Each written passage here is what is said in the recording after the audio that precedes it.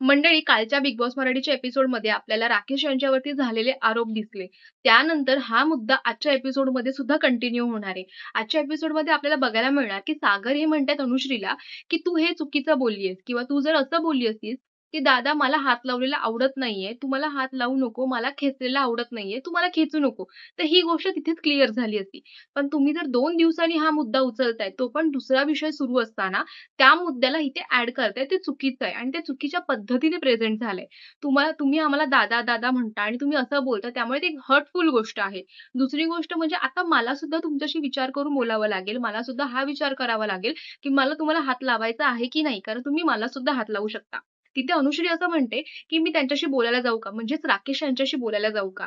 तर तिथे विशाल असं म्हणतो, की "नको जाऊस. कारण जर तू आता तिथे त्यांच्याशी बोलायला गेलीस, तर तिकडे राकेश बरोबर दिसेल आणि तू चुकीची दिसशील. त्यामुळे इथे तू नको जाऊस." हाच मुद्दा आता रात्री कंटिन्यू होतोय आणि तन्वी आणि आयुषमध्ये संभाषण होतात. तर तन्वी असं आयुषला म्हणते, की "मला आता टीमसोबत बसायला नाही आवडत आहे. मला तो ग्रुप नाही आवडत आहे. कारण जेव्हा मी तिथे समजवायला गेले होते, की राकेश बरोबर आहेत किंवा त्यांचं इंटेन्शन ते नव्हतं. त्यांना असं-असं करायचं होतं. पण तुम्हाला ते वाटतंय." आणि दुसरी गोष्ट म्हणजे जेव्हा मी असं म्हणाले, की प्रभू जसे साऊथमध्ये आहेत, तसंच राकेश हे मराठी इंडस्ट्रीमध्ये फेमस आहेत. त्यांना एक वेगळा दर्जा आहे. त्यामुळे प्लीज तुम्ही त्यांच्याशी नीट वागा. त्यावेळी विशाल कोटियान असे म्हणतात, की "तू कोण आहेस? किंवा तो कोण आहे? तू असं का बोलतेस त्याच्या बाबतीत?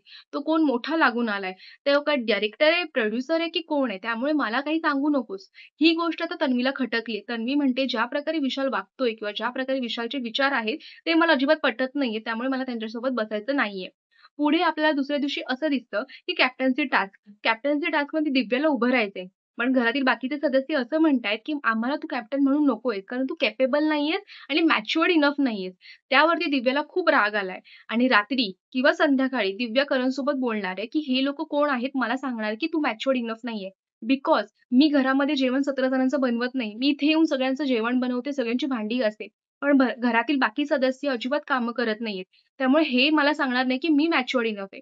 दुसऱ्या दिवशी एक टास्क येतो, तो म्हणजे शेणाचं घर आणि मेणाचं घर. त्यावेळेला राधा, अनुश्री आणि तन्वी रुचिकाला शेणाच्या घरात जाण्यासाठी योग्य ठरवतात आणि त्यावेळी त्या म्हणतात, की "आमचं रुचिका कधीच ऐकत नाही. आमचं मत काय आहे ते समजून घेण्याचा प्रयत्नच करत नाही. तिची मनस्थितीच नसते." त्यामुळे रुचिका हर्ट होते आणि त्यामुळेच ती तन्वीला रेसमधून बाहेर सुद्धा करते आणि टोळीमध्ये फूट पडते. म्हणजेच रुचिका ग्रुपमधून बाहेर जाते. तर मंडळी, हा होता आजचा एपिसोड. तर आम्हाला सांगा, की राकेश यांच्यावरती झालेले आरोप किती योग्य आहेत आणि किती अयोग्य?